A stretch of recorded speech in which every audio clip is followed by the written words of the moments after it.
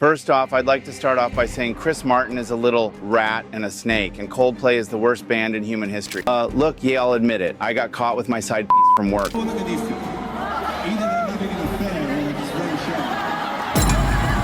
Coldplay's Chris Martin just got slapped with a $50 million lawsuit from a guy he says he doesn't even remember. And his reaction? He's suing me for what? This mystery man claims he secretly co-wrote Coldplay's biggest hits like Fix You and Viva La Vida, and he's got old demo tapes, handwritten lyrics, and even a USB drive to prove it. But here's the twist. Chris found an old tape with the guy's name on it. If he loses, Coldplay song credits might change forever. So this whole thing started when a guy named Eli Rivers came out of nowhere and filed a huge $50 million lawsuit against Chris Martin. Now, most people have no idea who Eli is, and honestly, that's kind of the point. He used to be a session guitarist for Coldplay back in the early 2000s. Like, he wasn't a famous band member or anything, just a guy who jammed with them during practice sessions and recording stuff. But now, after all these years, he's saying that he helped write parts of some Coldplay songs, and not just any songs. He's talking about Fix You and Viva La Vida, which are two of their biggest hits ever. Eli says he wrote some of the guitar parts, helped with chord progressions, and even gave input on lyrics. And he claims Coldplay used all of that without ever giving him credit. He says they basically just took his ideas, made them into global hits, and then forgot he ever existed. Now, almost 20 years later, he's coming back with old notebooks, demo tapes, and even a legal team to prove that he deserves money and credit for those songs. It's wild because no one saw this coming, not even Coldplay fans. So let's break this whole situation down like a story.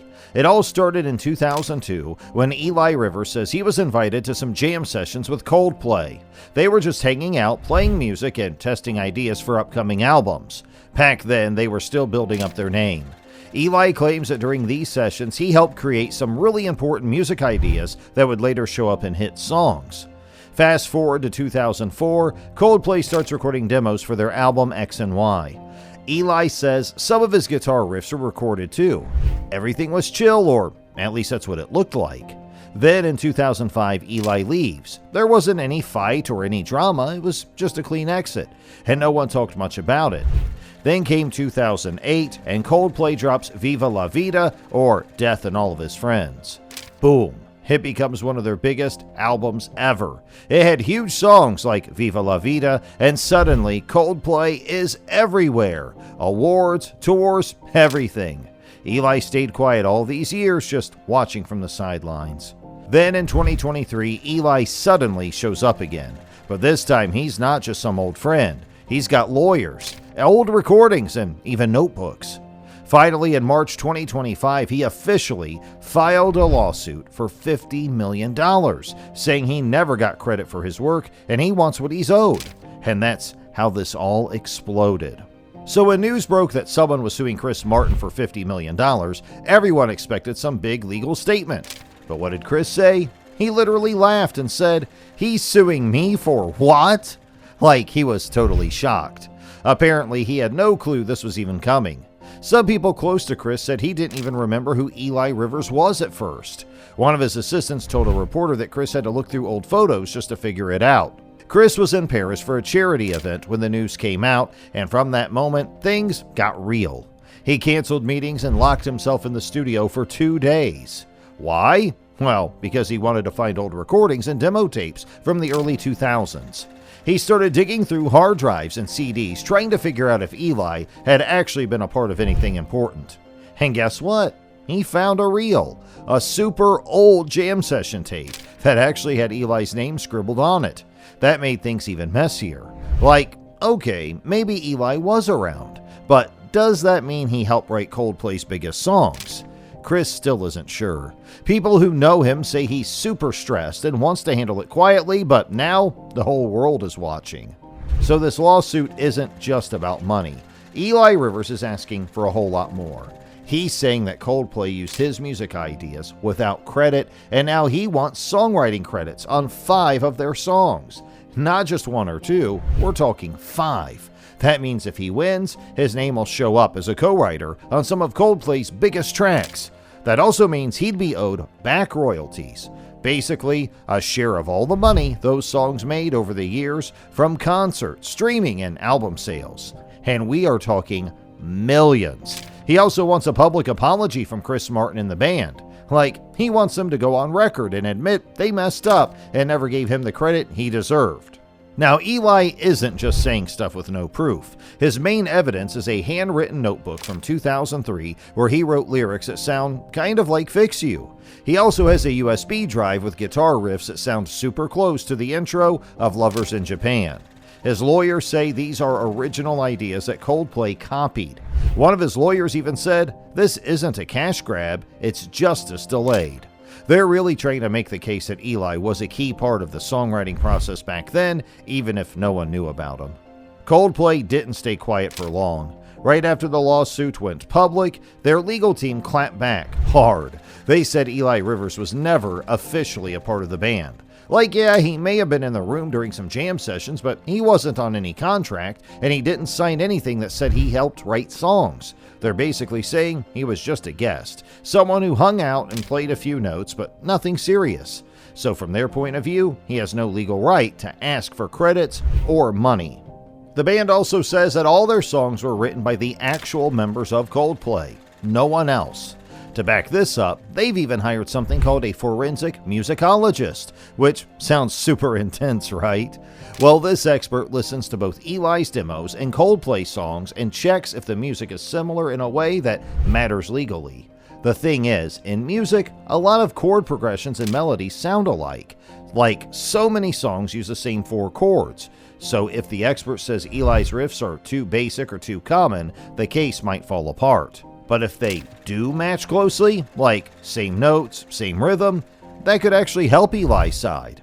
Coldplay's lawyers are trying to prove that Eli's stuff isn't original enough to claim ownership. So now it's become this huge legal battle between old recordings, notebooks, and expert opinions.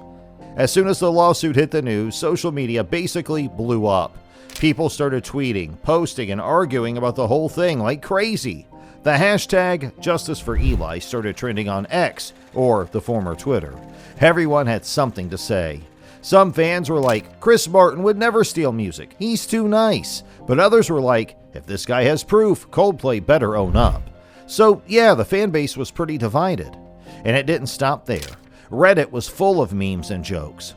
One of the funniest ones was a picture of Chris Martin looking confused with the caption, Chris Martin checking old emails like, do I know an Eli? People were laughing, but it was also kind of serious. Like, even though it's funny, it shows how weird the situation is. Some fans even started doing side-by-side comparisons of Eli's leaked demos and Coldplay's actual songs. They'd post videos showing how the guitar riffs or lyrics sounded similar.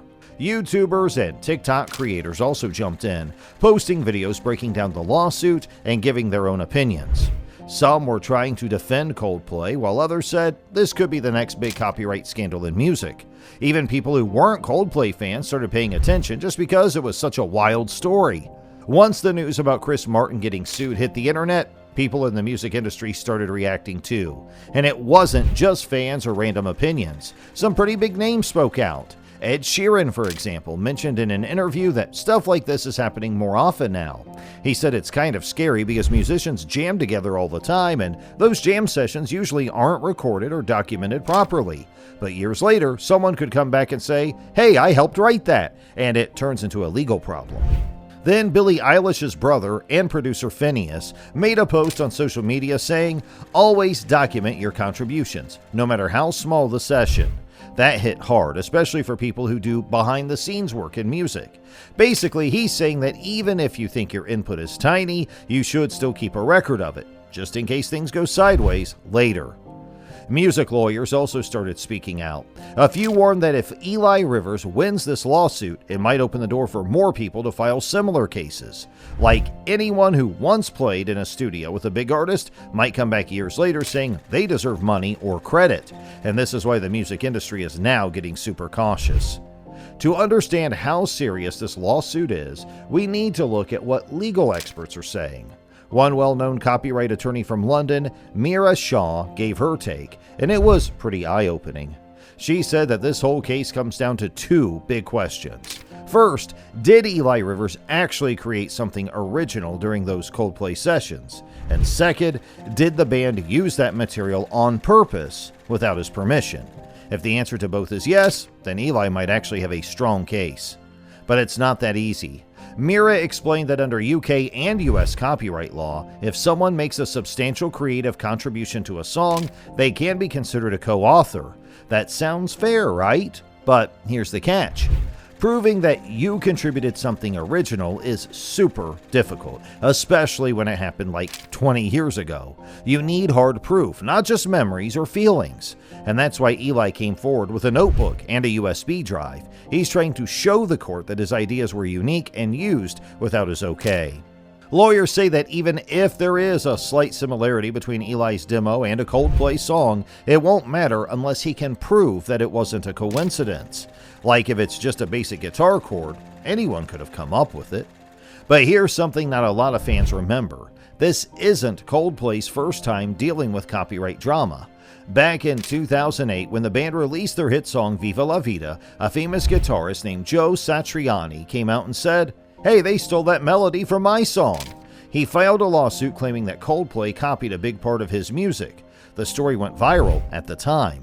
People started doing side-by-side comparisons, and it kind of sounded similar, not gonna lie. But in the end, the case didn't go to trial. Instead, Coldplay and Satriani settled the issue out of court, which means they probably paid him some money just to move on and keep things quiet. But that incident left a weird impression on people. All of this, lawsuits, media, fan debates, it really took a toll on Chris Martin. People close to him say he's been totally overwhelmed by everything. He's not just fighting a legal case, he's also dealing with emotion, stress, and people questioning his integrity. He actually postponed some studio sessions and even canceled a few public appearances. Apparently, he's been taking long walks alone every day just to clear his head. That kind of says a lot about how much this is affecting him personally. And one of the most surprising things is that Chris even talked to Gwyneth Paltrow, his ex-wife, for support. Even though they're divorced, they've stayed friends, and it sounds like he really needed someone who understands how intense fame can be. During one interview, Chris said something super deep. "It's strange when people from your past suddenly want a piece of your present." That one line kind of shows how confused and hurt he feels about Eli's lawsuit. Some psychologists have even said that this whole situation may have triggered something called imposter syndrome in Chris. That's when someone starts doubting their success and feels like a fraud, even if they've worked really hard for everything. And when someone sues you saying your biggest songs weren't even fully yours, it can really mess with your confidence. Okay, so let's just say the worst happens. Chris Martin actually loses this case. What does that even mean? Well, it's not just about paying a fine and moving on. This would be a huge deal. First off, he could be forced to pay $50 million, and that includes back pay for the songs Eli says he helped create, damages for not crediting him, and possibly more if the court thinks Coldplay made profits unfairly. That's not a small number, even for someone as famous as Chris. But money isn't the only issue. If the court decides that Eli deserves songwriting credit, then Coldplay's official song credits might have to be changed. That means if you go on Spotify or Apple Music, Eli Rivers' name could suddenly appear next to Chris Martin's. It would kind of rewrite Coldplay's history and force them to publicly say, "Yeah, this guy helped us, and we didn't give him credit." And that would definitely change how fans view the band. And think about streaming revenue. If Eli becomes a legal co-writer, he could get a cut of all the money those songs still make from streams, concerts, and even merchandise. It's like the past would suddenly start paying him every month. And for Coldplay, that's a huge headache. As the court date got closer, people started whispering about a possible settlement. Basically, instead of dragging things out in court, Chris Martin might just pay Eli some money privately and move on. According to a report in The Guardian, talks were already happening behind closed doors by July 2025. That means no cameras, no drama, just lawyers trying to work things out quietly. The rumor is Chris offered Eli $12 million plus a joint public statement admitting that Eli contributed to the songs. That's a pretty big deal because even though $12 million is way less than the $50 million that Eli originally asked for, it still shows that Chris is taking him seriously. Let me know your thoughts in the comments below. And if you enjoyed this breakdown, make sure you like the video, subscribe to the channel, and hit that bell icon so you don't miss the next big story.